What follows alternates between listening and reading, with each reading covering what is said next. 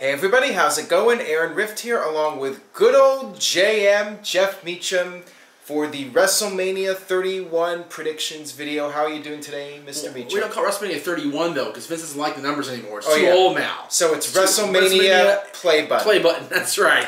WrestleMania play button. Yeah, this is our predictions video for WrestleMania play button. As of this video recording, we have 8 matches officially announced. I'm assuming there'll also be a tag team match, which we'll get to in a moment here. It's scheduled to be a 4-hour show, plus, I believe, a 2-hour pre-show. So 6 hours total of WrestleMania 31 action. That's how they get a certain amount of time off of work that day, man. I gotta go get Dylan. Come on. You're killing me. I can only travel so much. It's a short amount of time before I get home. I finally got the big TV for the network this year.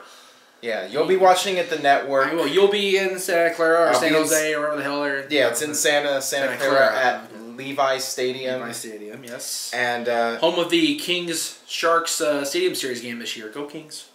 Anyway. Yeah, so it's going to be nuts there. This will be my first stadium WrestleMania that I'll be attending. That's true. I was at WrestleMania 21. You've been at WrestleMania 16? 2000 for the Pond, the Honda Center now, and then I was at 24 at the Citrus Bowl. That was my stadium WrestleMania, and that was, to be part of 78,000 people was pretty overwhelming.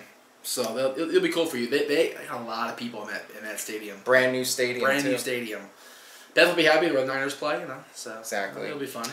So let's take a look at this card here. First off, the match that is unofficial at this moment, which is the tag team match. Yeah. I believe it's going to be the tag team champions Tyson Kidd and Cesaro defending against probably the New Day and also Los Matadores in a triple threat. Yeah, they were saying it was going to be the Usos there too, but I guess one of the Usos got hurt this most recently, so they're out, obviously.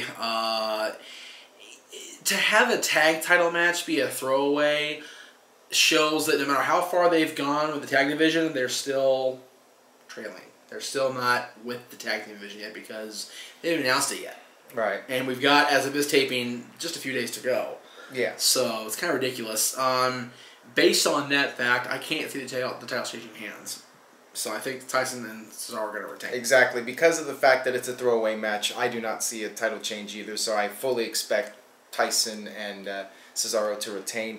And yeah, for most of these matches, I think my predictions are pretty solid. Okay. I actually wanted to do the predictions. Typically, I do the predictions after the go-home show. But, you know, in this situation, I wanted us to be able to get together and do a video. Well, especially since the go-home show is Thursday night and you're leaving, like, that night or Friday morning. That's not going to work.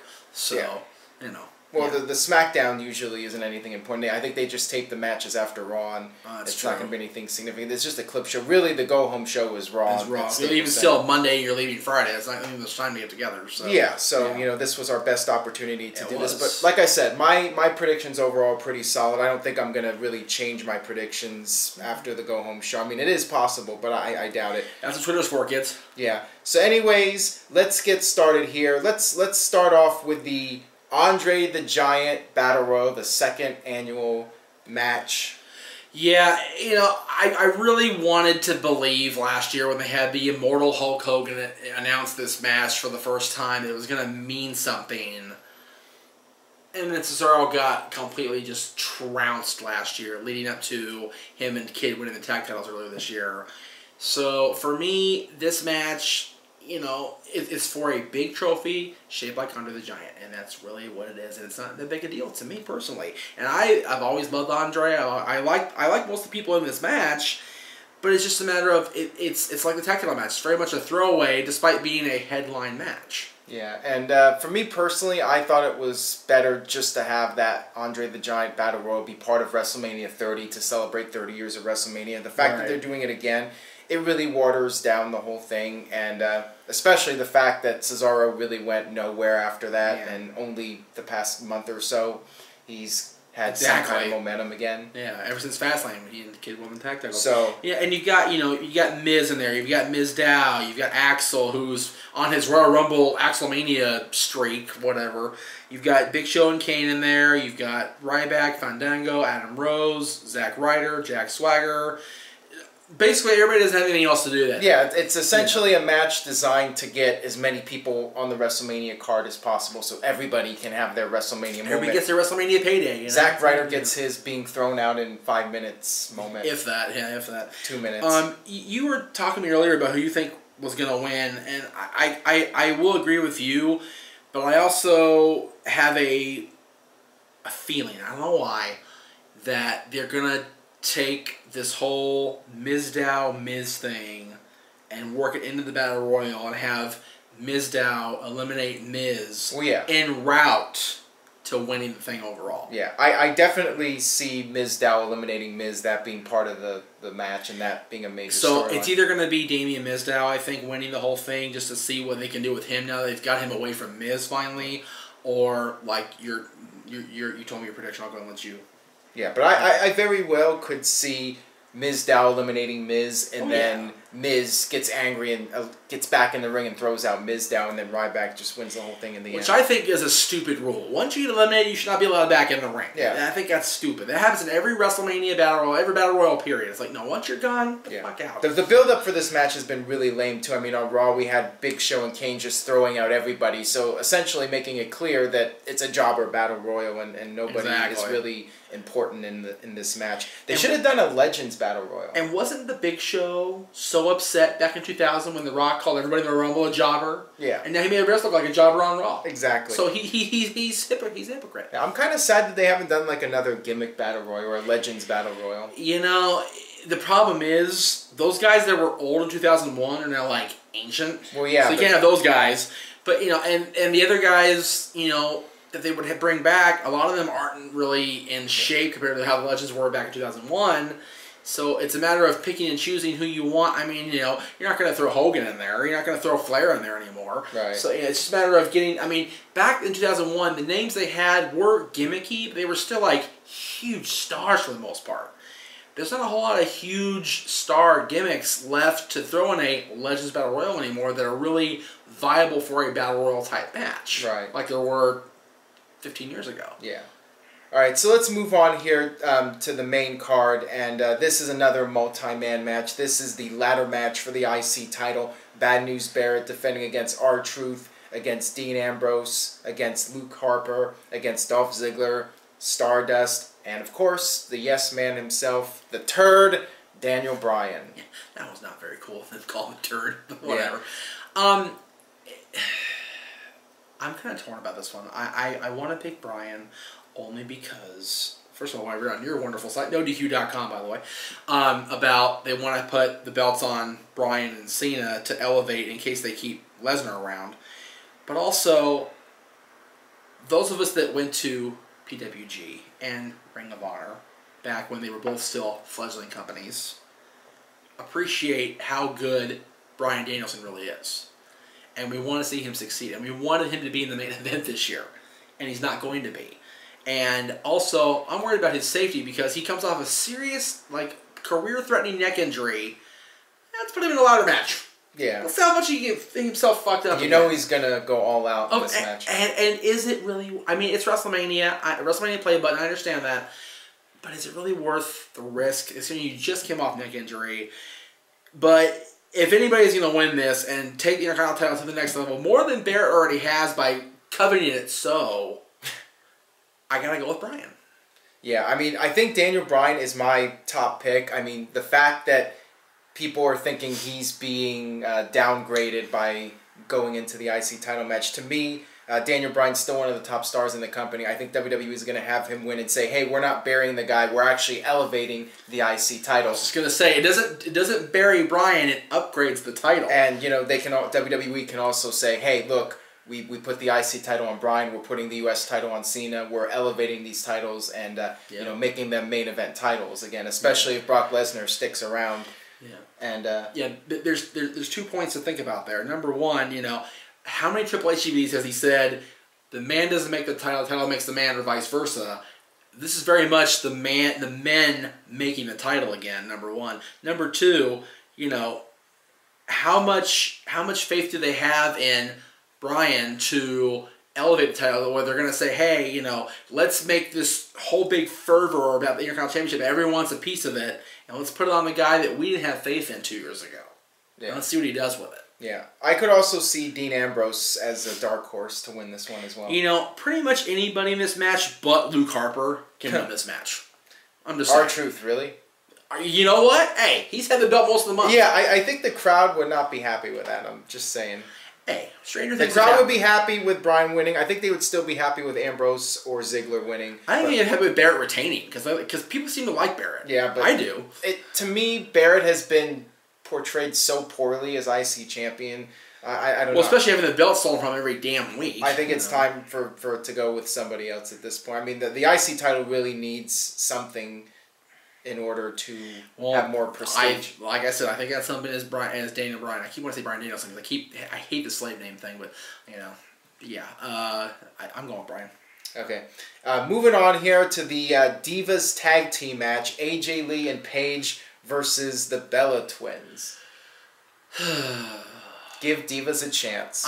You know what? And nobody has been more outspoken than me about how I want to see the Divas division showcased properly and thoroughly. But they're showcasing the wrong girls. 3 out of the 4 girls in this match. No. Well, Brie to a certain extent because of who she's married to, but her skills have gotten way better. Nikki, I will give Nikki credit for days of how much she's improved. But she's still lacking. And Paige has been the biggest disappointment of me between NXT and WWE. In NXT, she was the top diva, she was the champion, and she really was awesome in the ring. And her character was awesome too. The minute AJ went down with injury and left last year, or earlier this year, whatever it was, she was gone all that time, Paige's storylines have been lacking. Yeah. Paige's character has been lacking. Paige has not delivered the better part of this last year, except for when she was champion and feuding with AJ. Yeah. Away from AJ, she has been terrible, and it sucks. AJ, of course, is the standard bearer besides Natalya, and she's been awesome since coming back. As far as making a prediction, I like to see the NXT girls just come in and whoop all their asses and take over the company. Yeah, well, that ain't have Charlotte and Sasha and Becky and Bayley just come in and lay them out. But it won't happen, so I'll go with the Bellas. Well, I actually think AJ and Paige are going to win because the Divas title is not on the line, so AJ or Paige, one of them can pin Nikki, and that'll set up a future match for the Divas title. Unless they have one turn on the other again, and have the feud again, and have a decent Divas feud again. Yeah. But even if this match is decent, I don't see it having any kind of heat because it's going to be stuck between 2 of the really big matches. They'll probably put it between the streak and the main event. I mean, it's really destined to be a bathroom break match. Even if they deliver in the ring, it's still... Which, you know, for those of you who don't watch NXT and don't subscribe to the network, it's only $9.99 first of all, so do it, and thank you. You're welcome, Vince, for your shill. But watch NXT for the women's wrestling you want to see. Yeah. And find Destination America and get the Knockouts division, too. Give them a chance. Give the women wrestlers a chance. The Divas, maybe not so much. Yeah. Anyways, moving on here. Randy Orton versus Seth Rollins, singles match, grudge match, whatever you want to call it. This should be one of the best matches on the show. I mean, I think it definitely has the potential to be the best singles match on this card. What do you think? You know, you've got one of the top draws of WWE, the better part of the last 10 to 15 years, against a guy that we saw come up in the Indies, Tyler Black, Seth Rollins, who's just fucking awesome. He's so good at so many different facets of this business. And he's been the guy that when Orton was off filming, whatever he was filming. Marine. I was going to say Maroon 5. Maroon 5, wow. 5, I don't even know. There you go. Shout out to Lisa. What was he filming? Not Marine. I don't even know. What the hell was he filming? One of those movies. Oh, Condemned. Condemned 2. Oh, God. Yeah, I know. When he was gone, Rollins was the Authority's face. And he did a wonderful job. He's still doing a wonderful job now. But, you know...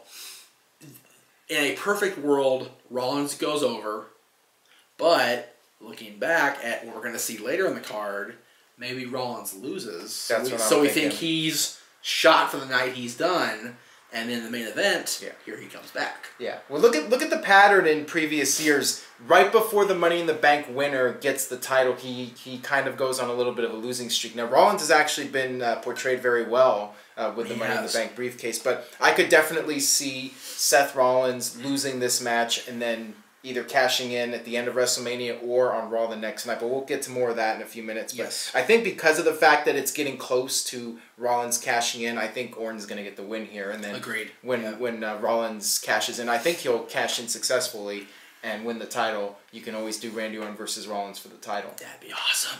So yeah, I'm gonna go with Randy Orton to win this one. Can you imagine? Well, we'll talk about it. Yeah, we'll get to that in a few minutes. Let's move on here. Rusev versus John Cena for the U.S. title. We briefly touched upon this when we were talking about the IC title ladder match. For the same reason that I think Daniel Bryan's gonna win. I mean, it's pretty obvious to me. Cena already lost at Fastlane, and this whole storyline is about the USA coming up on top. John Cena wins the U.S. title, and then WWE can say, hey, look, we're elevating these titles. U.S. champion is John Cena. IC champion is Daniel Bryan. And, John Cena, he's not in the main event, so he has to have his big feel-good moment in WrestleMania, and this is going to be at him beating that evil, despicable Russian and getting a huge win for America. Exactly. Because I read myself. I don't need to elaborate. Cena's going to win the championship. Should be. I think it'll be a pretty good match. Now, does he bring back the spinner belt is the question. He could. Why not? Just for merchandise sales alone. Because people that weren't fans, God, what was that? 2004? Yeah, so 11 years ago. Why not? You could sell more belts. We're getting old, fool. Yeah, we are getting old. Oh, my God. All right, so now we're moving on here to the top 3 matches. We have Sting in his very first WWE match versus Triple H. I think of all the matches on this card, this is the one I'm most intrigued about to see what kind of condition Sting will be in and what kind of match he'll be able to produce against Triple H. Now, on the network and on a post that your site posted, I don't know if it was you, Sting spoke. Yeah. After Raw. Yeah, he did. He opened his mouth. He talked. He did. It's like, ooh, I don't know. Should we have done that? But you know what? His promo, brief though it was, got the crowd. They were right with him. I think not having Sting talk for this long has been detrimental. Now that he's talking on Raw, it could be able to side because now you have both sides voicing their opinion, not just Triple H running Sting down, running WCW down. I just wish to God that Vince would buy TNA so we could acknowledge TNA's presence, because that's where Sting's been the last 14 years, kids. It's like, come on. But Sting cannot go into WrestleMania, his very first match, his very first WWE appearance besides the last Nitro, and not win. Exactly. And Triple H is a part-time wrestler. He's the owner of the company, boss of the company, whatever you want to call him. He doesn't need to win every WrestleMania anymore. He doesn't need to have that big win. And he proved that by jobbing in the opening match last year. So Triple H losing doesn't hurt Triple H. It only benefits the person that defeats him at this point. Yeah. And Sting needs a win or he's right in the tank. No, I definitely think Sting's going to win. I think that it should be a good match. I would be shocked if it wasn't a good match. It could be a great match, I think, depending on the crowd. If the crowd reacts to this like they did Hogan and Rock, this could be an all-time classic WrestleMania match. Well, luckily we're in California. Sting is beloved in all of California, not just Southern California. They love him here in this state. So hopefully they'll elevate the crowd noise. Yeah, my fear is I don't think it could get as bad as Bret Hart and Vince, but my fear is something just won't click between the two of them and the crowd won't be into it and it could be a disaster. But I think it'll turn out okay. Well, you have to remember there's a big difference between post-stroke Bret Hart and absolutely and post breaking his ass bone Vince McMahon and been competing off and on for most of the last 15 years Sting and been in the limelight in the spotlight for the past 20 years Triple H. World of difference. Yeah, I mean, Sting in his last TNA matches, he still had decent matches. I think when he's in there with Triple H, with the preparation that they have, they'll be able to pull off something that's at least decent. Use one of the 20 rings at the Performance Center and work out a couple times and you're good to go, you know? So... All right, so let's move on to the two main events here. Now, let me ask you, do you really think the streak is above Sting and Triple H? Well, here's the thing. I mean, there's been the talk about how, you know, it's in California, so it's going to be light outside until the very end of the show. So there's the talk that, you know, they want to do, like, the special entrances when it's dark. And Undertaker Bray Wyatt are both very dark entrances. That makes sense. Okay. Here's the thing with... I stole your line again. It happens. With Lesnar and Reigns, I think that you're risking putting that on last. You know, the fans are just not going to be into it. That's going to be taking a huge gamble. I think it would be safer. You know, usually I would say put the WWE title match on last. But in this case, I think it would be wiser to have Undertaker and Wyatt go on last so you can do the entrances and you have more of a guarantee that the fans are going to be into that match. You can end WrestleMania on a high note with Undertaker. You know, talking about this match, Undertaker and Bray Wyatt, I think Undertaker is going to win. I think the whole point of it is so Undertaker can come back and we can have a happy ending for his career. You know, it was such a downer when the streak ended. I think the whole point of this is so we can come back and Undertaker can have a final moment on top, victorious. And he's vanquishing the evil of all evils in Bray Wyatt, which, you know, is always a good thing for the hero to vanquish the ultimate evil. Yeah, I can't see Undertaker losing again. That's God. Yeah, exactly. God, oh my God. Is he going to come back just to lose again? Yeah, he's literally... It's not like, you know, the last couple of years where he was gone for most of the year. He's not been on television. He's just not been there. Yeah. His first appearance is going to be when he walks down the aisle at the stadium. Yeah. So to have him lose would be very detrimental to his career, period. Right. And to have something be detrimental to Undertaker's career at this point is ludicrous. Yeah. So he's got to win. Yeah. And to me, that is what should close WrestleMania. Undertaker standing tall, having his final moment, and that'll be his last match. And then next year in Dallas, in his home state, he goes into the Hall of Fame. I think that is the way to end it. As long as they announce it in advance where I can get tickets and Dad and I and Dylan can go, that's fine. But, I mean, what seems like a better ending for WrestleMania? Undertaker standing tall or Roman Reigns as the new babyface world champion? What about Seth Rollins cashing in all right, well, and sending people home like in 2000 with a heel victory? People are going, this is going to get interesting now. We've got everybody, you know, because, you know, think about the indie wrestling fans watching the main event and just shitting their pants because, oh, God, Brock and Roman and both of them. And then here comes Seth to cash in and win the championship. Yeah.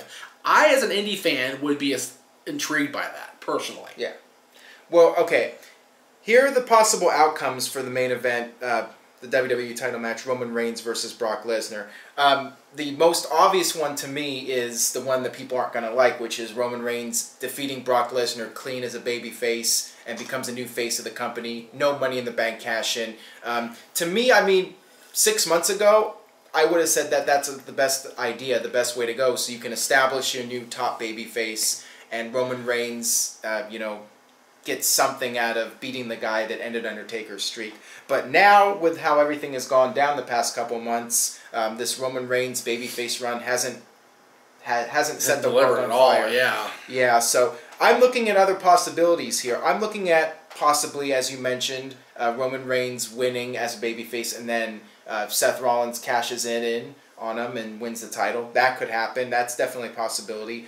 Or we have a Roman Reigns heel turn, which you have Paul Heyman double-crossing Brock Lesnar for the big payday. For the big payday, and nobody remember. You know, WWE can easily ignore what happened 13 years ago. Paul Heyman sells out. Turn off your phone.